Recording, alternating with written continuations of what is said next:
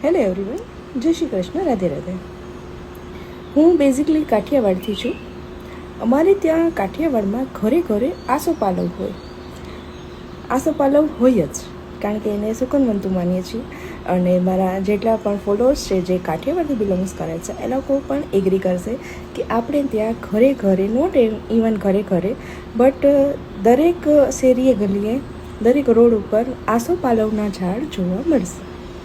એવી જ રીતે હાલ હું કાઠિયાવાડમાં તો નથી, પણ હાલ હું સુરતમાં છું. અને સુરતમાં કે પછી સુરત છોડો એટલે સુરતની બહાર, સુરતથી છેક વાપી, વલસાડ, દમણ સુધી આંબા જોવા મળે. નોટ ઇવન આ બાજુ ઘરે ઘરે, બટ શેરીએ ગલીએ, રોડ ઉપર પણ આંબાના ઝાડ હોય અને મસ્ત મજાની કેરીઓ હોય. અને એવું નહીં કે બહાર રોડ ઉપર ઝાડ છે અને કેરીઓ લટકે છે તો કોઈ પણ તોડીને જતું રહે. એ જેને વાવેલું હોય એ ખાય. અમારા ઘરના આંગણામાં 3 આંબાના ઝાડ છે. અત્યારે હું ખાલી ટોકરી લઈને જાઉં છું, કેરી લેવા માટે જઈએ છે. લેટ્સ સી કેટલી કેરીઓ મળે છે. યસ, આ છે અમારા ઘરમાં જે ફાર્મ છે તે. અને અહીંયા બહુ બધી કેરીઓ છે.